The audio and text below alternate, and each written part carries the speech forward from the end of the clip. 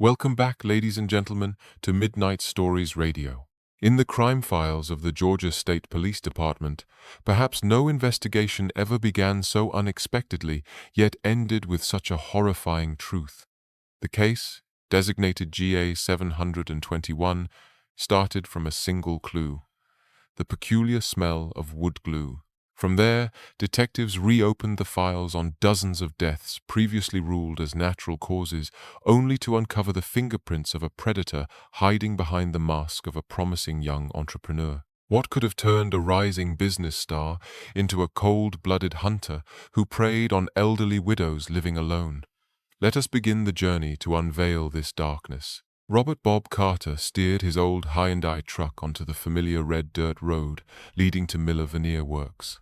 Red dust clung to the sides of his truck. This would probably be the last delivery in his nearly 20-year career as a driver. After this job, he would sell the truck, his longtime companion, and retire to his hometown in North Carolina to open a small convenience store and live peacefully with his wife and two growing children. The veneer plant, owned by young Jason Miller, appeared ahead, a large tin-roofed factory, always loud and dusty. The whining of veneer slicing machines mixed with workers shouting instructions, nearly drowning out the sound of Carter's truck. Jason Miller, the 4-year-old owner, stepped out of his office. Tall, pale-skinned, and quick to smile, he greeted warmly, "Mr. Carter, you made it. This is really your last run before retiring, huh?" As always, a sharp, acrid odor unique to this plant assaulted Carter's nose. It wasn't just the scent of freshly cut pine, it was something chemical, something strange. Carter had delivered wood to dozens of mills across Madison County, but only Jason's plant had this smell. Jason explained it was a homemade glue mixture he'd developed to cut production costs harsher and more pungent than commercial adhesives. Carter never got used to it. As twilight fell, fluorescent light spilled from the factory. While waiting for the last stacks of veneer to be loaded, Carter walked toward the back of the plant to find a place to relieve himself. The area was dark and cluttered with defective sheets, scrap wood, and sawdust. He stepped carefully around puddles until he tripped over something soft, not wood. Instinctively, he stepped back and shone his old phone's flashlight downward. His heart stopped. Lying under a discarded veneer sheet was the body of an elderly woman with snow-white hair, dressed in a worn brown blouse and slacks. Her clothes were disheveled, and dark bruises marred her thin neck. Her eyes were wide open, staring into the darkness, frozen in terror. Carter stood frozen, his phone nearly slipping from his trembling hands. He had never seen anything so horrifying. After a few deep breaths, he turned and ran toward the light. He found Jason Miller supervising workers. "Jason! Jason! Come here! Something's wrong!" Carter's voice cracked in panic. Miller and the workers, alarmed by Carter's pale face, stopped the machines and followed him. When multiple flashlights lit the spot, everyone froze. Gasps and curses broke the stunned silence. Jason was the first to move, pulling out his phone. "Nobody touch anything. Stay back. I'm calling the police." His voice trembled, but his actions were decisive. 15 minutes later, township police arrived, followed by the Madison County Sheriff's Office. The scene was quickly cordoned off. When night fully fell, the Georgia State Police's Major Crimes Division, led by Colonel William Anderson, arrived. Anderson, a tall, lean man in his 50s with sharp eyes, silently surveyed the scene under high-powered floodlights. The coroner identified the victim as 2-year-old Martha Green, a widow living alone in a nearby township. Preliminary on-site examination revealed she had been sexually assaulted and died from manual strangulation earlier that afternoon. As the plant owner, Jason Miller was questioned on the spot. He appeared shocked and outraged. "God, I can't believe this. Somebody broke into my plant to commit murder? This will ruin my business. That bastard needs to be caught," he shouted, pacing angrily. Carter also gave his statement, recounting every detail, including his plan to retire after this delivery. The initial investigation hit a dead end. The back of the plant was messy, with no security cameras, making it hard to track the killer. Suspicion fell on temporary workers and local ex-convicts, but those brought in for questioning had clear alibis. The murder seemed to have left no trace. After hours of scene processing, Carter was allowed to leave. Jason Miller was also free to go. Miller Veneer Works was temporarily sealed for investigation. Carter drove away, his truck heavy not only with veneer but with the burden of what he had witnessed. Back in North Carolina, he tried to focus on fixing up his house and preparing his store, but the image of Martha Green's lifeless eyes haunted his dreams. And that glue's pungent smell, Jason's homemade glue, seemed to follow him everywhere. Meanwhile, in Georgia, the investigation stalled. All initial suspects were cleared. Detectives learned Martha Green had lived quietly, with no enemies. Locals speculated the killer was an outsider who had fled. Over time, Carter settled into retirement, but casual conversations with old friends brought unsettling stories. A fellow driver mentioned that months ago, in a neighboring county, another elderly widow had died, suddenly reported as a stroke. A customer from Alabama recounted a similar case in her hometown. At first, Carter thought such deaths were normal among the elderly, but he remembered hearing many such stories during his trucking years, always women, widows, living alone, dying suddenly, without clear cause. A disturbing pattern began forming in his mind. All victims were elderly women, living alone. Then he remembered something from a year earlier. While on a delivery, Jason had asked him a strange question. "Bob, you drive a lot. Do you know any places where there are a lot of old ladies living alone? I'm looking for some part-timers, preferably elderly women, to help with light work, kinda like charity." At the time, Carter thought it was just kindness. But now, that question gnawed at him. Could Martha Green's death be part of a larger pattern? Could the killer be someone close, not a stranger at all? Carter's unease grew into determination. He knew his suspicions alone meant nothing. He needed something more concrete. He pulled out his old delivery logbook, marking every location tied to suspicious elderly deaths. He highlighted townships across Madison and Franklin counties in Georgia, plus parts of North Carolina and Alabama. Then, he did the unthinkable. He came out of retirement. Carter no longer drove his freight truck. Instead, he rode his old motorcycle, telling his wife he was visiting old friends. He traveled to each location he had marked on his map, posing as someone searching for long-lost relatives.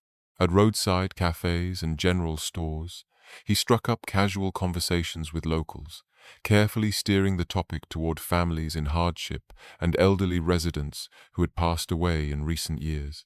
The stories began to take shape. Mrs. Thompson in one township died from a sudden chill. Mrs. Harper in another slipped and fell in her bathroom. Mrs. Wallace in yet another community passed away from old age. All were widows. All lived alone in small, isolated houses, and their times of death coincided with periods when Miller Veneer Works was at peak production, requiring deliveries to those very areas. After a week on the road, Carter had a list of nearly 10 names, each with detailed notes. He had no direct proof, but the systemic pattern was impossible to ignore. This was bigger than him. He needed someone with the authority to dig deeper. Instead of heading home to North Carolina, Carter went straight to the Georgia State Police headquarters.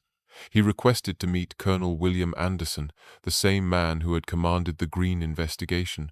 In Anderson's office, Carter poured out his story, his reasoning, his obsession with the smell of that glue, Jason Miller's strange question from a year earlier, and his newly compiled list of suspicious deaths. "Colonel," he said firmly, "I know this sounds far-fetched. I don't have solid proof, but I have a gut feeling, a certainty that these deaths are connected and they lead back to Jason Miller." Anderson listened without interruption, studying Carter's handwritten list and the determined eyes of the man across from him. This unexpected visit became a turning point. The Green case, once cold, now appeared to be just the tip of an iceberg, a possible serial killer hiding behind a facade of respectability. The first clue in exposing this predator had come from a retiring truck driver haunted by the smell of glue. Anderson wasted no time. He convened his best detectives for an urgent meeting. A new investigation was launched, Case GA-52. This was no longer about finding the killer of Martha Green. It was about proving the existence of a serial murderer, someone targeting the most defenseless members of society. Anderson divided his team into 3 task forces. Cold Case Review Unit, led by a deputy commander tasked with reopening every case of elderly women, widowed and living alone, who had died from natural causes or unexplained circumstances in Georgia's Madison, Franklin, and surrounding counties over the last 2 years. They would cross-reference Carter's list and expand it. Suspect Background Unit focused on Jason Miller's travel history, relationships, and especially his financial records, looking for any motive behind such horrific crimes. Field Investigation Unit undercover operatives would discreetly revisit families and neighbors of suspected victims, seeking overlooked details from around the time of death. The investigation moved quietly but relentlessly. The Cold Case Unit soon uncovered a chilling pattern. Over the past 2 years, across several Georgia counties and into parts of North Carolina, there had been 27 cases of elderly widows dying suddenly. All had been officially recorded as natural deaths.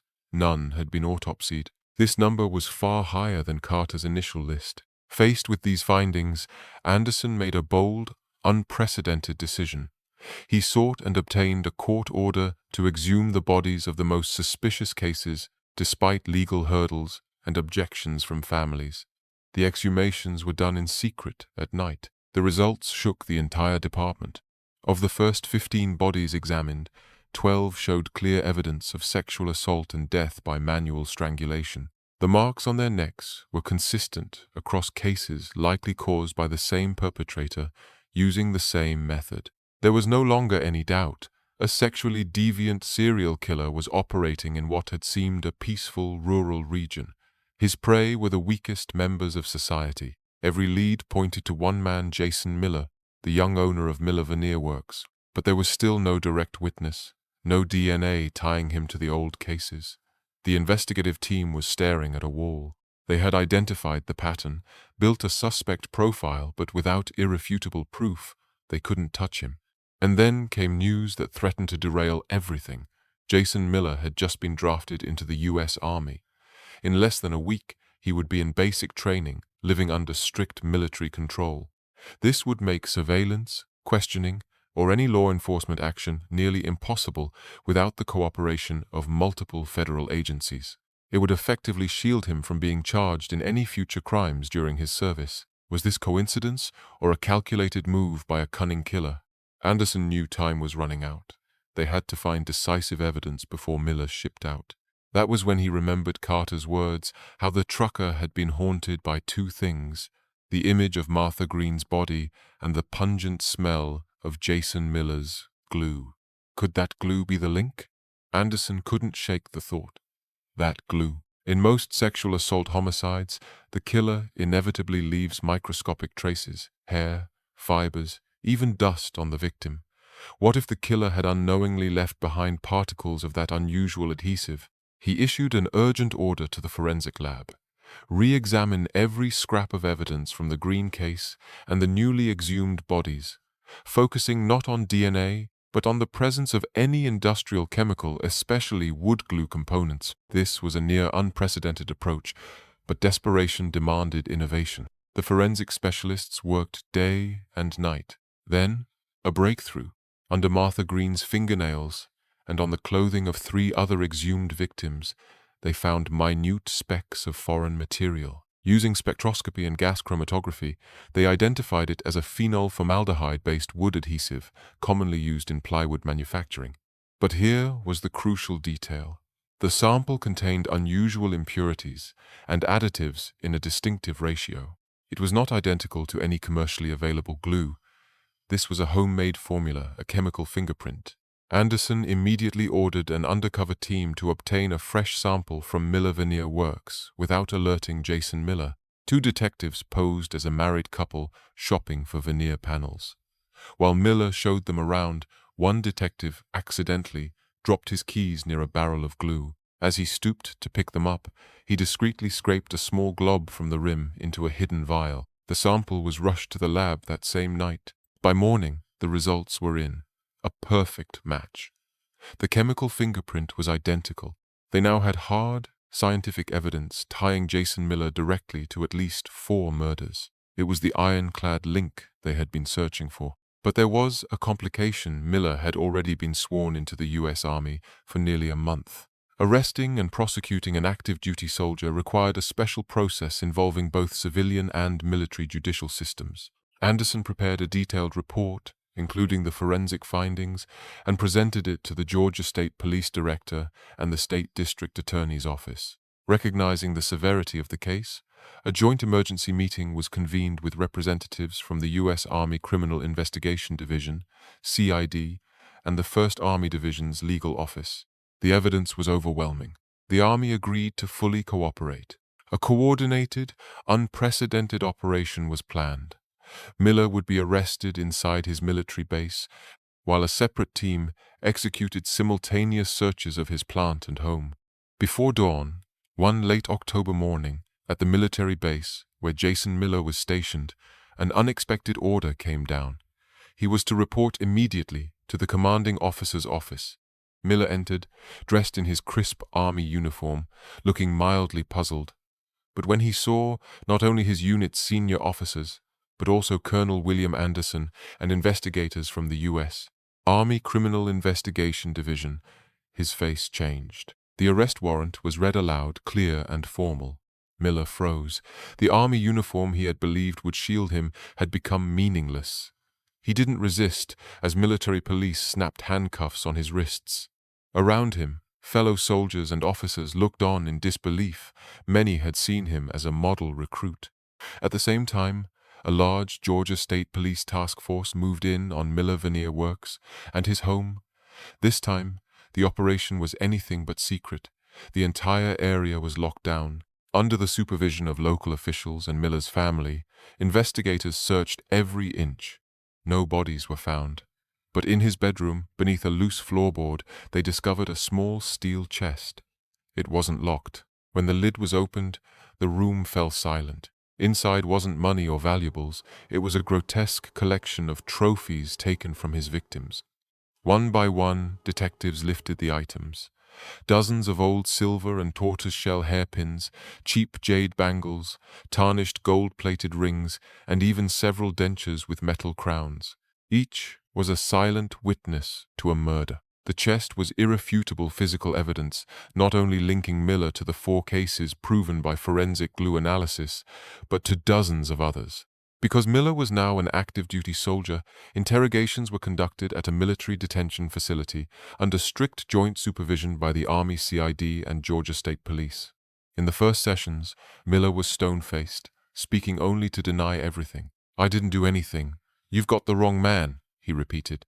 He was convinced that without eyewitnesses or DNA, his respectable persona, a successful young entrepreneur turned exemplary soldier, would protect him. But the investigators had dealt with stubborn suspects before. They didn't rush. They attacked his defenses piece by piece. First, they presented the lab report. The unique chemical fingerprint of the glue found on multiple victims matched the glue from his factory. Miller wavered, but tried to explain it away. Perhaps those women had visited his plant to buy veneer or ask for work, accidentally getting glue on themselves. Then, the steel chest was set on the table. Photographs of each trophy, every hairpin, every ring was slid across to him. "Explain how all of these personal items from dozens of deceased women ended up under your bedroom floor," they asked. Miller's mask crumbled. His shoulders slumped. He lowered his head and began to tremble. And then he confessed everything. He admitted to not just the 12 confirmed murders, but nearly 30 killings over 2 years. All his victims were elderly widows living alone. When asked about his motive, Miller stunned the room. He had none in the conventional sense. No robbery motive. No personal grudges. He didn't know any of the women beforehand. "I did it because I wanted to," he said coldly. He targeted elderly widows because he considered them useless, weak, forgotten by society. He believed their deaths would attract little attention, and no one would investigate deeply. The assaults and killings were, for him, about satisfying a perverted sense of power to feel total control over a life he deemed insignificant. Each successful murder made him feel smarter, more powerful above the law and society.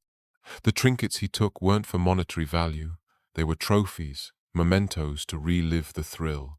Miller's confession revealed the soul of a predator, empty, warped, and sustained only by the destruction of others. The image of the smiling, ambitious businessman, the polite young soldier, had been nothing but a mask hiding a monstrous appetite for domination. With his full confession, one of the most complex and horrifying serial murder cases in Georgia's history had finally been cracked.